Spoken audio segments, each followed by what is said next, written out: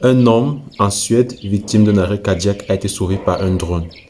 Bienvenue à toi sur cette chaîne YouTube qui s'appelle Parlons de santé publique. Dans cette chaîne, on parle de santé publique, on partage du contenu relatif à la santé publique.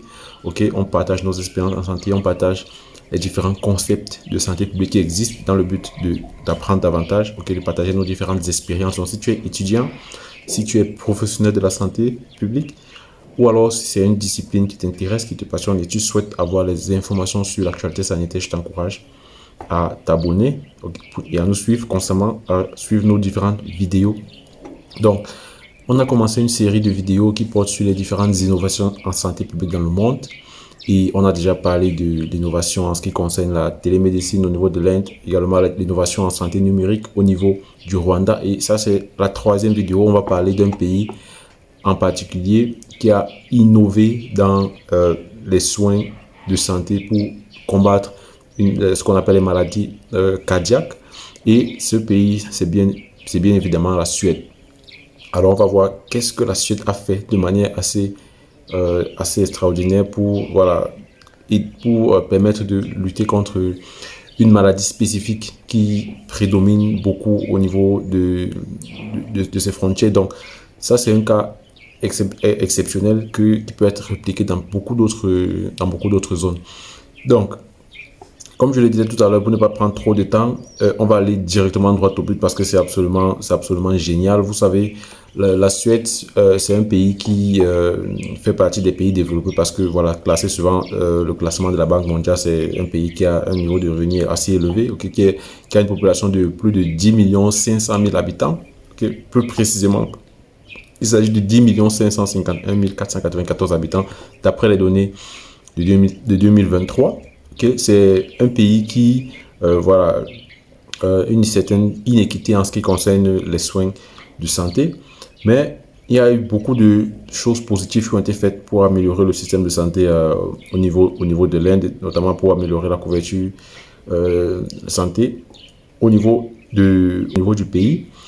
Et en ce qui concerne la démographie, l'Inde ne suit pas le même schéma que beaucoup de pays africains, mais elle suit le même schéma que les autres pays européens, c'est-à-dire qu'on a une population qui est plus ou moins vieillissante. Okay, on a une population qui, si vous regardez, comme je vous présente là, la pyramide des âges, vous allez voir que le nombre de personnes, les jeunes ne sont pas exceptionnellement plus nombreux que les personnes âgées.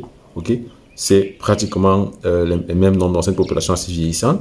Ok, et ce qu'on peut également remarquer au niveau de la Suède, c'est le nombre de maladies qui prédominent. Et on a les maladies cardiaques, qui sont les plus prédominantes devant les maladies d'Alzheimer et les autres démences. Ok. Devant également ce qu'on appelle en anglais stroke. Okay? Pour ceux qui maîtrisent l'anglais, vous savez que stroke, c'est pour faire allusion à un accident vasculaire cérébral, c'est-à-dire c'est beaucoup lié au niveau du cerveau. Et voilà. Donc, ce qu'on remarque bien, c'est que au niveau de l'Inde, la maladie qui prédomine, ce sont les maladies cardiaques. Et voilà. Comment est-ce que l'Inde a donc fait pour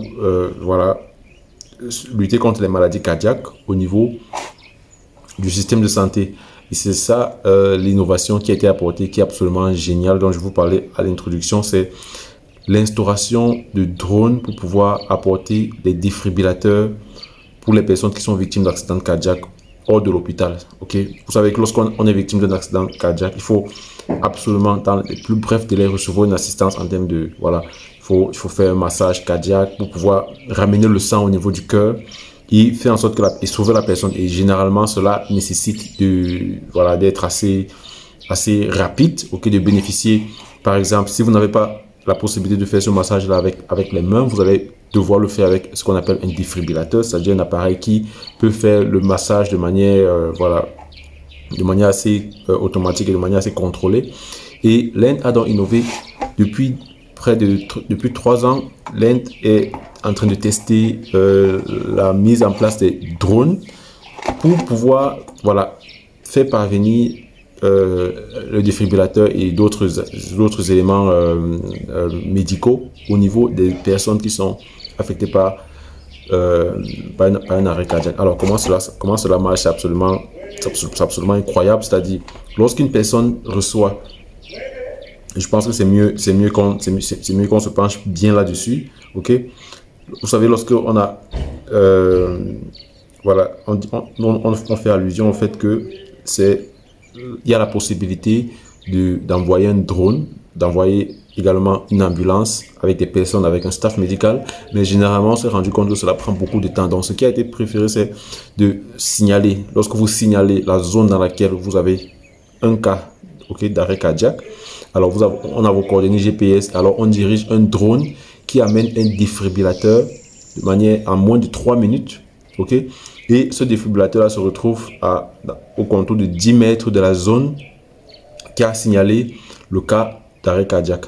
Donc, c'est absolument génial. C'est-à-dire, vous avez un cas d'arrêt cardiaque dans votre zone, vous passez la lettre au système et ensuite, dans les 3 minutes qui suivent, vous recevez un défibrillateur cardiaque et on vous fait savoir que la population, voilà, comment est-ce qu'on dit, les habitants de Suède sont assez formés en ce qui concerne les soins de premier secours, comment est-ce que porter assistance à une personne qui reçoit voilà, qui a besoin de faire ce massage cardiaque-là. Les personnes sont assez formées sur les techniques. Okay, donc, lorsque vous signalez cela, vous avez un défibrillateur qui arrive.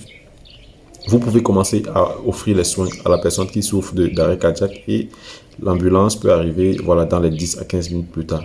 Et ça, c'est absolument génial. On nous fait comprendre que il y a eu, depuis que cela est testé, c'est assez efficace. C'est-à-dire, on peut s'assurer que le dispositif va parvenir au niveau de la zone qui a signalé dans moins de 3 minutes. Okay? Et ensuite, on peut faire les soins dans les 5 minutes. Donc, si vous avez un arrêt cardiaque dans 5 minutes, vous pouvez avoir votre défibrillateur si on a signalé votre cas assez promptement. Et voilà, vous pouvez vous sauver la vie. Il y a plusieurs cas qui ont déjà été sauvés de la sorte au niveau de la Suède. Et ça, je ne sais pas ce que vous pensez par rapport à ça, mais c'est absolument génial. Il y a, voilà, c'est une initiative qui est très louable, qui est très efficace. Et la Suède ne compte pas s'arrêter là, et compte également continuer avec d'autres soins de santé, c'est-à-dire, voilà, utiliser toujours les drones pour faire parvenir d'autres types de médicaments pour d'autres personnes. Ok. Par exemple, pour faire parvenir les vaccins, comme on évoquait dernièrement le cas du Rwanda qui a innové avec la santé numérique, qui également utilise ces drones pour faire parvenir les vaccins. Alors dites-moi, qu'est-ce que vous en pensez? Qu'est-ce que vous pensez de cela? Comment est-ce que cela peut être utilisé également dans votre pays? Parce qu'aujourd'hui, on se rend compte que la technologie, okay, qui est de plus en plus présente peut être utilisée de manière assez optimale pour, voilà, améliorer la couverture des soins de santé, l'accès aux soins de santé. Et voilà, il faudrait absolument que dans nos pays africains, on puisse aussi s'arrimer à ces différentes technologies-là, comme le Rwanda le fait, comme certains pays africains le font déjà, pour pouvoir de plus en plus améliorer l'accès aux soins de santé dans nos populations. Donc voilà, dites-moi ce que vous en pensez. On se revoit pour une prochaine innovation en santé publique. Sentez-vous bien.